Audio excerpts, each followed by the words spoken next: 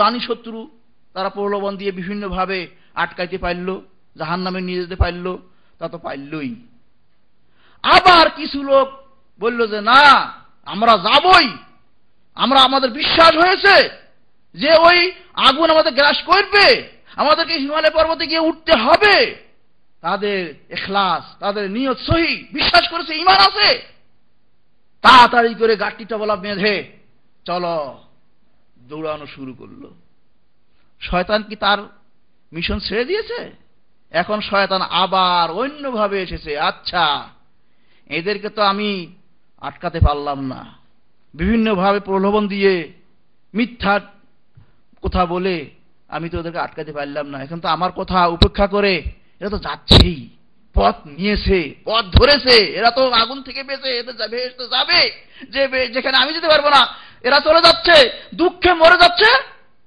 তখন সেই শত্রু অন্য পথ অবলম্বন করে, আচ্ছা ঠিক আছে, পথ ভুলিয়ে দিতে হবে। এখন হিমালয় পর্বতে যাওয়ার সোজা একটা পথ রয়েছে, উত্তরে সোজা পথ।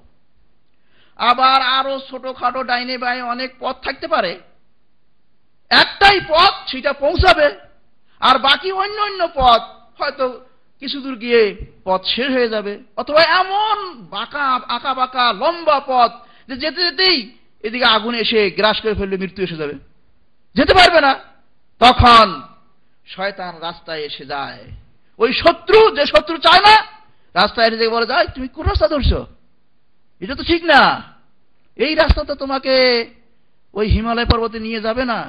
মাশাআল্লাহ, তোমার তো নিয়ত সহি, তুমি তো যাবে, ঠিক আছে, কিন্তু এই পথ না তো, এই ডাইনের পথটা ধরো, তাড়াতাড়ি চলে যেতে পারবে। এটাতে কাজ কম, এটাতে বেশি হাঁটতে হবে না, বেশি খাটতে হবে না। অথবা বামের পথটা ধরো, এতে বেশি খাটতে হবে না, তো এই সামান্য হাঁটলেই চলে যাবে। তুমি যদি তোমার নিজের মনোবৃত্তি, নিজের কাজ কর্ম থাকে, সব এই কাজকর্ম করে শেষ করেও তারপরেও তুমি যেতে পারবে, এই পথটা ধরো। তখন তার কথা শুনে কেউ ডাইনের পথ ধরলো, কেউ বাঁয়ের পথ ধরলো, কেউ এদিক ধরলো, কেউ সেদিক ধরলো, দিয়ে ছিঁড়া ছিটে যাওয়া শুরু করলো। দুঃখের বিষয়, নিয়ত সহি থাকা সত্ত্বে, তার সব ইচ্ছা থাকা সত্ত্বে যে আমি আগুন থেকে বেঁচে সেখানে যাব, হিমালয় পর্বত থেকে উঠবো, কিন্তু তারপরেও তার ভাগ্যে জুটল না, আগুন এসে গ্রাসই করে ফেললো। কেন? যে রাস্তা ভুল করে ফেলেছে। ভাই সাহেব, একই পর্যায়ে আমরাও, দিনের ক্ষেত্রে একই। শয়তান, আপনি শুনেছেন, হ্যাঁ, জাহান্নাম থেকে বাঁচতে হবে, আল্লাহ ডাক দিয়েছেন, রসুল ডাক দিয়েছেন, আমাকে যেতে হবে, আমাকে বেহেশতে ঢুকতে হবে, চলো, ইবাদত করা শুরু করে দিলেন। ইবাদত শিখলেন না, রাস্তা শিখলেন না। তখন শয়তান তো আছে।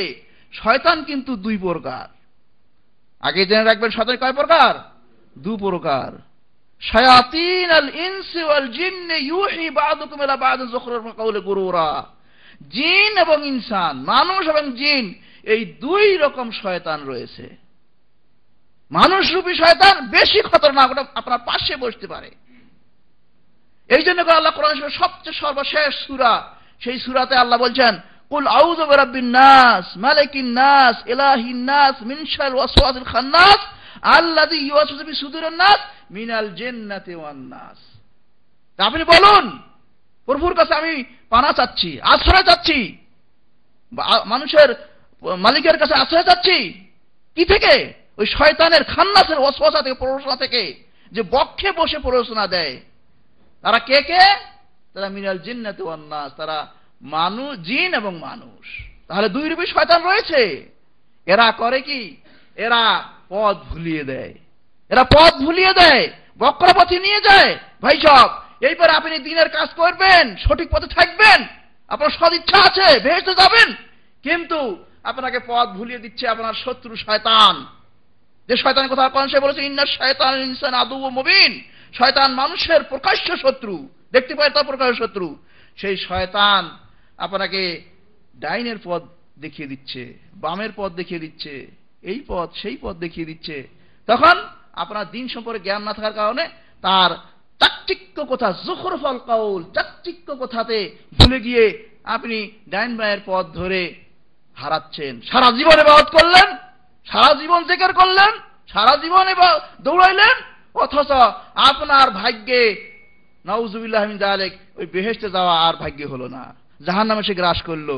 এই জন্য করে ভাই সব, আপনার আমার নবী রাহমাতুল লিল আলামিন তিনি সবটাই প্রত্যেকটা দিক আমাদেরকে নির্দেশনা করে দিয়ে গেছেন, প্রত্যেকটা দিকে দেখে দিয়ে গেছেন। ইবনে মাসউদ রাদিয়াল্লাহু আনহু থেকে বর্ণিত, তিনি বলেন যে রাসূলুল্লাহ সাল্লাল্লাহু তাআলা আলাইহি ওয়াসাল্লাম কি অন্য সাহাবী থেকে বর্ণিত, তিনি বলেন রাসূলুল্লাহ সাল্লাল্লাহু আলাইহি ওয়াসাল্লাম একদা মাটিতে এইভাবে সোজা একটা দাগ টানলেন, ডানে বামে আরো দাগ টানলেন, এবং ওই সোজা দাগের মাথায় আঙ্গুল রেখে বললেন, কোরআন শরীফ আয়াত তেলাওয়াত করলেন, আন্না হাযা সিরাতি মুস্তাকিমান ফাত্তাবিউহু ওয়া লা তাত্তাবিউস সুবুলা ফাতাফাররাকা বিকুম আন সাবিলিহি। প্রিয় হাবিব তিনি মাটিতে এইভাবে দাগ টেনে বললেন, দেখো খবরদার তোমরা এই সোজা দাগটা, এটাই হচ্ছে আল্লাহর পথ, এটাই হচ্ছে সোজা পথ, এই পথেই তোমরা অবলম্বন করবে, ডান বাঁয়ের পথ অবলম্বন করবে না। যদি ডান বাঁয়ের পথ অবলম্বন করো ফাতাফাররাকা বিকুম আন সাবিলিহি, তাহলে তোমাদেরকে আল্লাহর রাস্তা থেকে, সরল রাস্তা থেকে তোমাদেরকে দূরে সরিয়ে দিবে। ঠিক কিনা বলুন?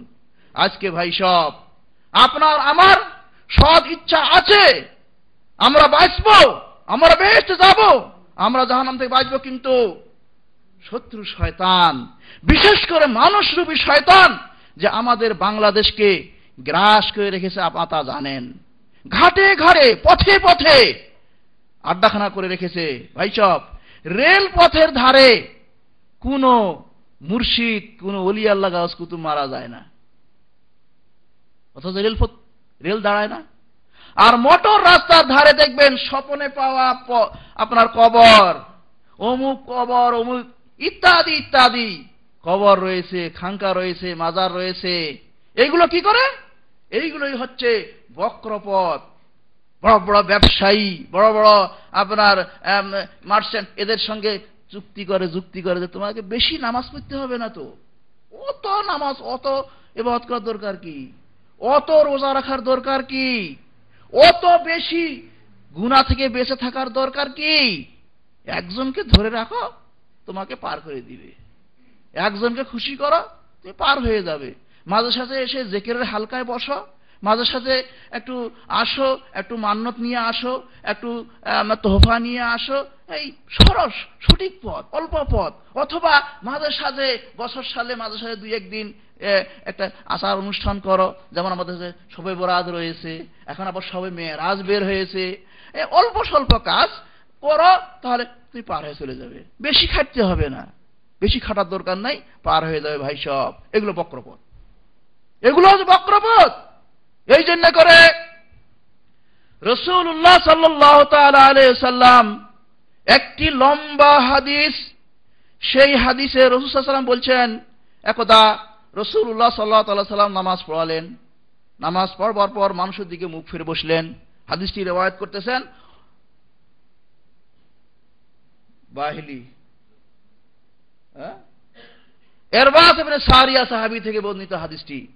عن الإرباز بن سارية قال صلى بنا رسول الله صلى الله تعالى عليه وسلم ذات يوم فأقبل علينا بوجهه فوعدنا موعظة بليغة ذرفت منها العيون ووجلت منها القلوب فقال رجل منا يا رسول الله إنها موعظة مؤدة فأوصينا قال أوصيكم بتقوى الله والسمع والطاعة وإن كان عبدا حبشيا فإنه من يعيش منكم بعدي فسيرى اختلافا كثيرا فعليكم بسنتي وسنة الخلفاء الراشدين المهديين تمسكوا بها وعضوا عليها بالنواجذ وإياكم ومحدثات الأمور فإن كل محدثة بدعة وكل بدعة ضلالة وكل ضلالة في النار رواه أبو داود الترمذي والنسائي।